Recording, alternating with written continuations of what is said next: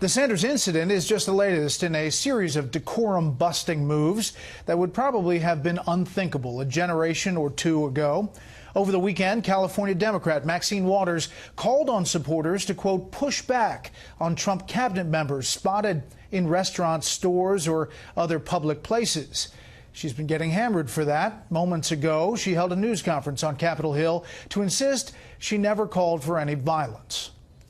Trump is the one who's creating lies, trying to have people believe that I talked about harming people. There's nowhere in my statement, anytime, any place, that we talked about harm. And so our members of the Democratic caucus are talking about civility, and that makes good sense. But protest is civility. Protest is about peaceful resistance to the kind of actions that we're experiencing from this president.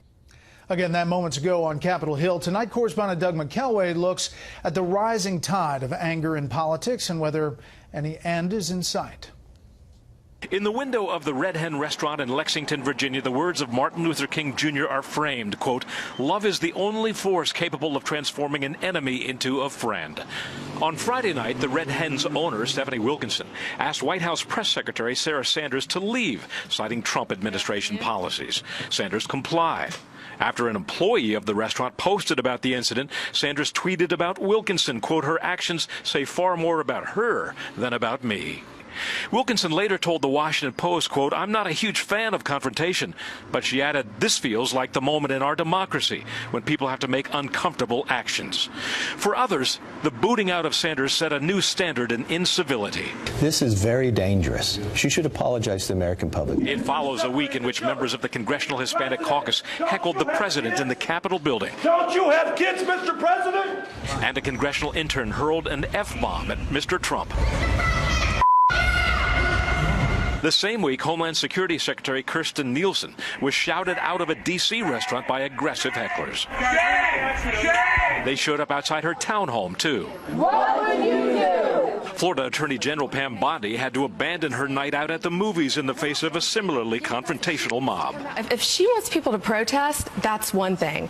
But to continue this, they're inciting violence. That while Democratic California Congresswoman Maxine Waters called on her supporters to step up the confrontations, quote, "If you see anybody from that cabinet in a restaurant, in a department store, at a gasoline station, you get out and you create a crowd and you push back on them and you tell them they're not welcome anymore, anywhere." Obviously, what Maxine Waters said is beyond the pale, and really the next move is of Democratic colleagues. If she starts to feel the heat from Democrats in the House who tell her publicly she went too far and she should take it back, that's how you start to fix these things. And that's what the Senate Minority Leader did this afternoon. But no one should call for the harassment of political opponents. That's not right. That's not American. House Minority Leader Nancy Pelosi partly did that, not naming Waters, but naming the president. She tweeted, quote, "Trump's daily lack of civility has provoked responses that are predictable but unacceptable." The counter-puncher-in-chief fired back with this tweet. Congresswoman Maxine Waters, an extraordinarily low IQ person, has become, together with Nancy Pelosi, the face of the Democrat Party. She has just called for harm to supporters. Be careful what you wish for, Max.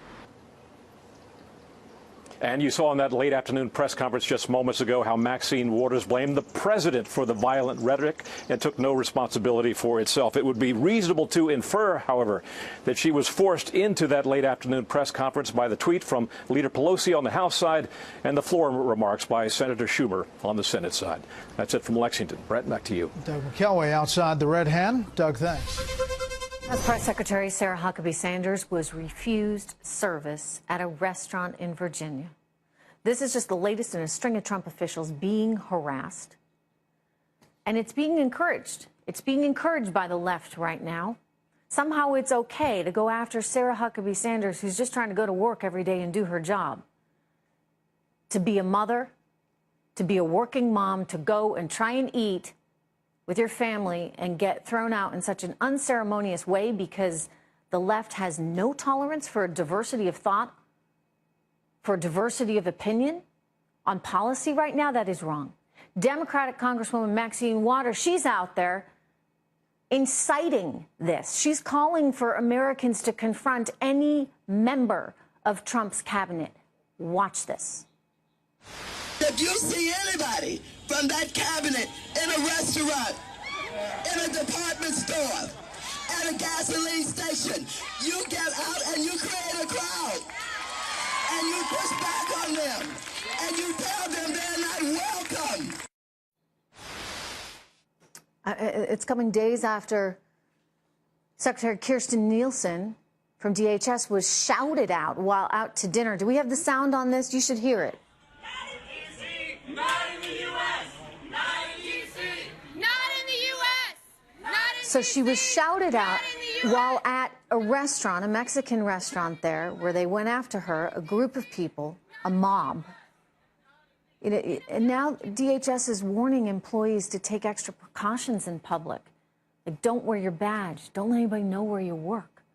Is that really what we have come to?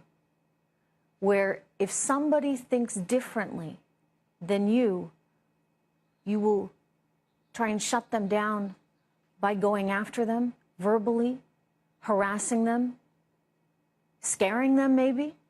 I mean, when you hear that many people yelling at Kirstjen Nielsen, who's just trying to eat dinner, or you think about Sarah Huckabee Sanders, who's out with her family trying to enjoy a meal, and you have people telling you you can't be there because of who you work for or what you believe, that's what we've come to?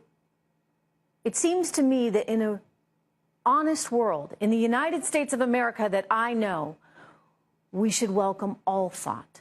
Regarding Maxine Waters, he had some tweets out yesterday.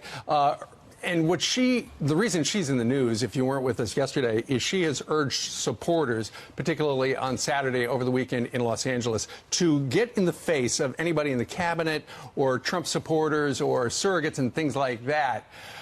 There have since been calls, maybe she went too far. Maxine, maybe you went too far. At least that was from the president. But nonetheless, yesterday, she doubled down. I have not called for the harm of anybody. This president has lied again. And so our members of the Democratic caucus are talking about civility, and that makes good sense. But protest is civility. Protest is about peaceful resistance to the kind of actions that we're experiencing from this president. This president will try to do everything to divert our attention. He calls me names, he calls everybody names. As a matter of fact, we expect that from him. I've said nothing like that. Right. I've talked about peaceful protest. Right. Well, she did use the word harass on MSNBC. I watched the interview over the weekend, but now she's saying, I didn't say, I'm not calling for violence, calling for peaceful protest, which is good. But there are some of her Democratic colleagues that are denouncing her, that are distancing themselves from her, including Chuck Schumer. Listen to this. If you disagree with someone or something, stand up, make your voice heard, explain why you think they're wrong and why you're right. Make the argument. Protest peacefully. If you disagree with a politician, organize your fellow citizens to action and vote them out of office. But no one should call for the harassment of political opponents. That's not right. That's not American. And I give him so much credit for doing that. It is so important for him not only to do that, but I give him credit for doing it where he did it. It means a lot. Number two, I also think that people have to understand they're actually following these secretaries to their homes. They're stopping them from going to restaurants. They're stopping Pam Bondi in Florida, where she's Attorney General, from watching a movie. And if you think it's going to stop, forget it. Unless people like Chuck Schumer do that, and Nancy Pelosi kind of does that, goes about halfway, says this: in the crucial months ahead, we strive to make America beautiful again. Trump's daily lack of civility has provoked responses that are predictable but unacceptable. As we go forward, we must conduct elections in a way that achieves unity from sea to shining sea. And I just think it's important for Republicans not to do the same thing to Democrats. Yes. Just stop it. I mean, just say, well, they started, enough. Act like an adult. You're going to get nobody serving in government at any level. That's right. Because they don't want to sacrifice their family and futures. You don't do it to get rich. You don't do it to get famous. It's supposed to be service. And the type of people you're going to get serving are not going to be the Benjamin Franklins and Thomas Jeffersons. It's going to be people out there for all the wrong reasons. So Republicans got to stop it. Ultimately, though, what will stop it is the Democrats saying, hey, you know what, this is going to backfire on us. Because ultimately, it could lead to sympathy for Trump officials. It could rally the midterm Republicans as well. And, of course, there's always the worry that it would, you know, what they're doing, the other side would do to them. Maxine Waters just handed President Trump what I think is a big win. She called for Trump people to be hounded from public life. The Democrats got worried she was turning off decent people. But despite a mild rebuke from Democrat leaders, Maxine Waters did not back down. She doubled down. That's a Trump win. So too is the protest last night at the private home of Stephen Miller, a Trump advisor. So too is the ridiculous call from the left to abolish the immigration department entirely, intimidate conservatives and open the borders to any and all. Trump derangement syndrome writ large. It's alive and well, and it's working for Mr. Trump. It's not working for Democrats. Here's another Trump win. A judge throws out 2 lawsuits filed by the left that tried to make oil companies responsible for climate change. It's all their fault, says the left. Do Democrats really think that kind of ridiculous lawsuit brings them votes? It's nonsense. They make Trump look good.